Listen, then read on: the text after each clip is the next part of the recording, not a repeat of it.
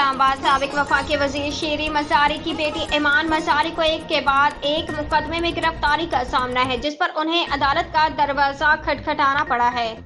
تفصیلات کے مطابق گزشتہ روز اڈیالہ جیل کے باہر سے دوسری بار گرفتار ہونے پر ایمان مزاری نے حفاظتی ضمانت کے لیے عدالت سے رجوع کر لیا ہے۔ درخواست میں کہا گیا ہے کہ 2 مقدمات میں ضمانت کے بعد ایمان مزاری کو تیسرے مقدمے میں گرفتار کر لیا گیا۔ درخواست میں عدالت سے استدعا کی گئی ہے کہ ایمان مزاری کو ایک کے بعد ایک مقدمے میں گرفتاری کا سامنا ہے، انہیں حفاظتی ضمانت فراہم کی جائے۔ ایمان مزاری کو حفاظتی ضمانت ملے تاکہ ضمانت قبل اس گرفتاری کے لیے متعلقہ عدالت سے رجوع کیا جا سکے۔ اسلام آباد پیپلز پارٹی کا وفد آج الیکشن کمیشن حکام سے ملاقات کرے گا۔ ملاقات میں پیپلز پارٹی 90 دن میں عام انتخابات کا مطالبہ کرے گی۔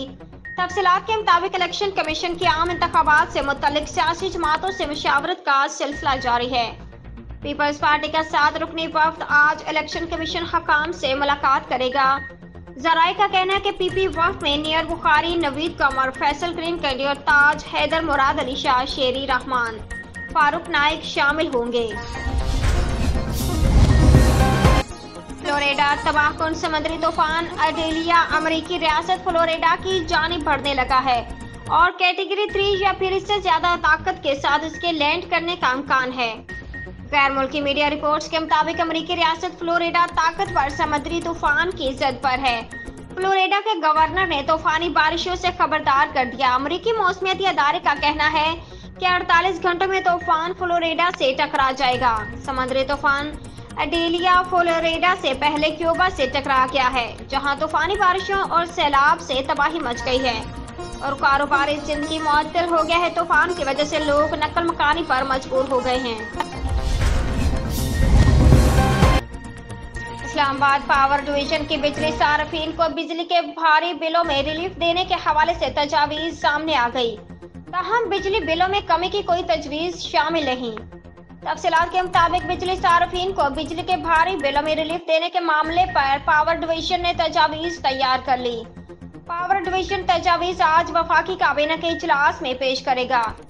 ذرائع نے بتایا کہ پاور ڈویژن نے گھریلو صارفین کو بجلی بلوں پر ایک سلیب کا فائدہ دینے کی تجویز دی ہے۔ سلیب کا فائدہ دینے سے بجلی کی کھپت پر زیادہ کی بجائے کم ٹیرف لگے گا۔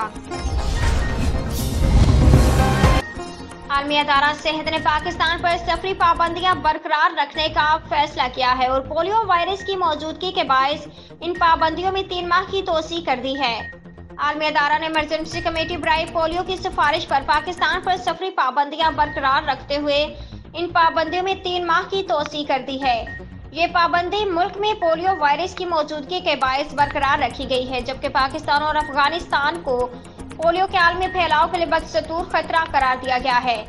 WHO کی ہنگامی پولیو کمیٹی کا 36واں اجلاس گزشتہ ہفتے ہوا تھا، جس کا اعلامیہ جاری کر دیا گیا ہے۔